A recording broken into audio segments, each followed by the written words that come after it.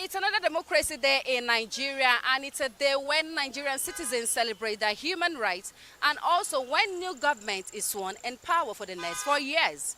So BattaBox has brought together some knowledgeable Nigerians to discuss what democracy really is. But have you seen my previous video on Independence Day? You need to check it out. So stay tuned.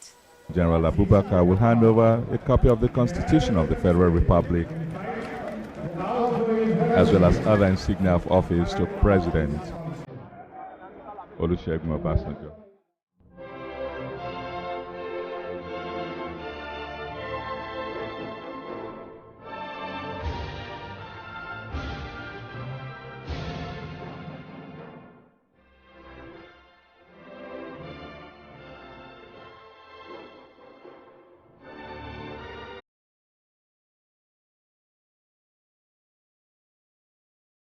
Democracy means government of the people, for the people, by the people. But at the end of the day, here we are in Nigeria. We've had 3 presidents in, should I say, we've had 3 presidents since the Third Republic, right?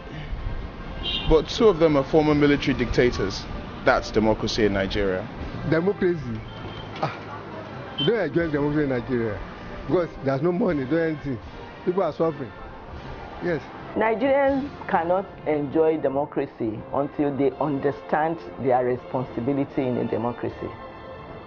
Nigerians have to realize that unlike the military era, when all decisions were taken by the military, in a democratic era, the people have the responsibility to be on the driver's seat.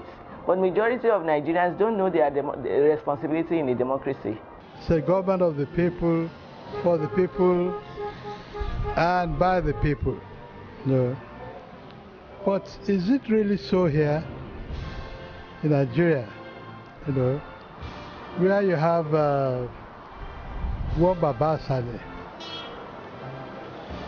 godfathers, you know. Democracy has come to stay in Nigeria. That's what I know, but we have not gotten to the peak of it. People may wonder, for that long we have gained independence, but people too should realize that the military punctured our independence and they stayed longer than what we can explain. Democratic regime is open to scrutiny. But you cannot query the military. You cannot query the military. And so in terms of even the fundamental human rights, people often talk about freedom of the press. You see, it was worse during the military regime than what we now have. We started more or less in 1999. How many years ago? Maybe 12 years ago? Or how many years ago now? You know, 20 or 20, you know, 20 years. 20 years ago, 20 years ago, 20 years ago. In the life of a nation, that's a very short period. All we need to do is to continue to work at it so that we can reach that level of perfection that we all want.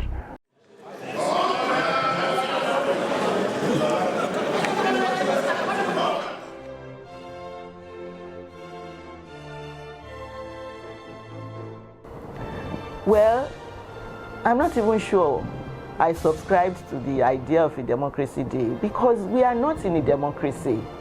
People are not practicing democracy because they are not alive to their responsibility in a democracy. If at all we should celebrate Democracy Day, we should be doing so educating ourselves about what exactly is the role of the citizen in a democratic government. Government should provide a road, water, money for poor man, for masses. Because reason that there's no water, there's no road, bad road everywhere. First of all, we should demand that the legislators should cut their salaries, you know, because what they earn is something else. they don't want minimum wage, you know. But what they are getting, you know, we pay for for everybody. Masses should engage with the constituency representative, and if that one fails, then they can recall that person, be him a senator, a rep, or an assemblyman. So until we do that one, they will know that they are not there on their own volition. They are there to represent us.